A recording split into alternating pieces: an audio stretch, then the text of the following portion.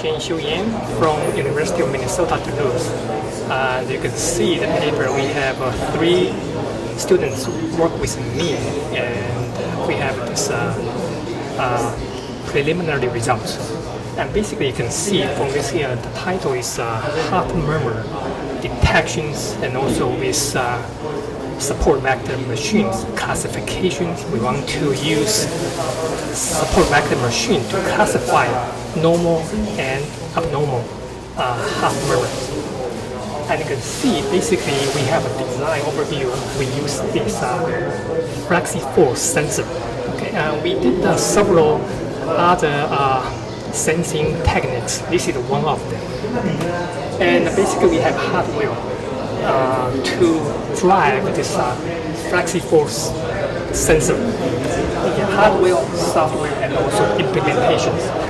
And basically, hardware we have used a standard, and also we have a drive circuit with low pass, first order passive filters because of concern of active second order filters could cause delay. So that's the reason why we use a first order, very simple one, to avoid delay, excessive delay.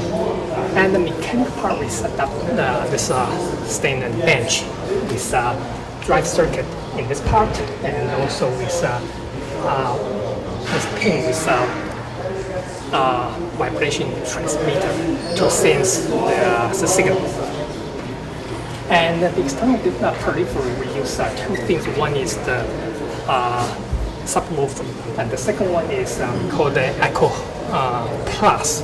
This Echo Plus actually we used from University Medical School.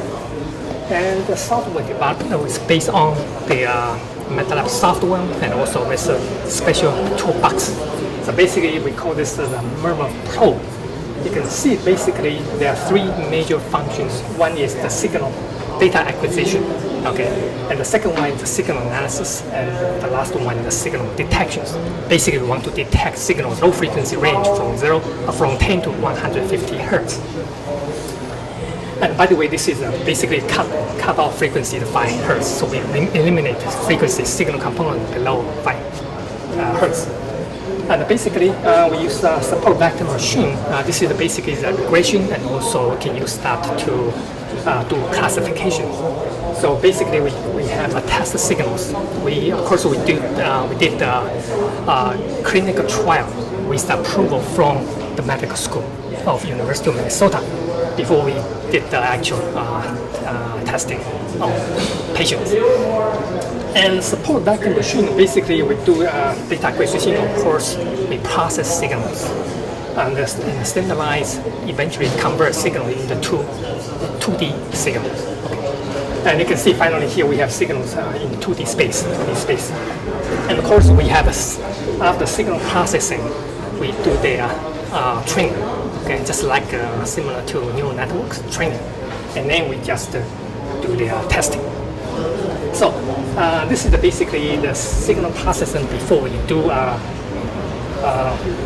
the tuning and the training. You can see we need to process signal to eliminate the unwanted signals. Okay, the low frequency, very low frequency, below 5 hertz. And this is the signals after processing. So this is a sequence of signal processing steps needed before we can convert signal into a 2D representation in space. And this is, of course, the sample signals from this is normal heart signals, and this is abnormal. Okay, so I can do their processing. And this is the test support vector machine. So we use that as test signals to basically to train support vector machine. And then this is the last is the slide showing us the actual.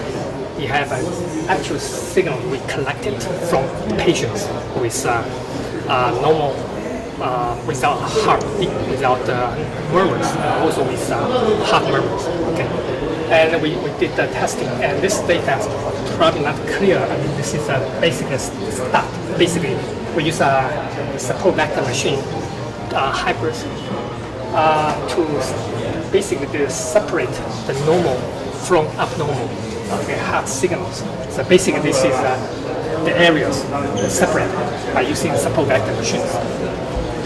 And basically, this project we did hardware implementations. We use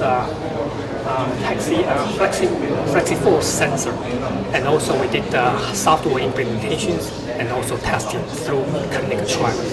So the final results showing that very promising results. We also did the similar testing by using different sensors, like Honeywell pressure sensor, and also this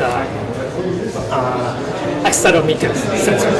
Okay, we did comparisons. Okay, and of course this FlexiForce sensor is not the best as we compare with the others, but it's worthwhile to do a further study. Okay, that concluded my talk. Thank you.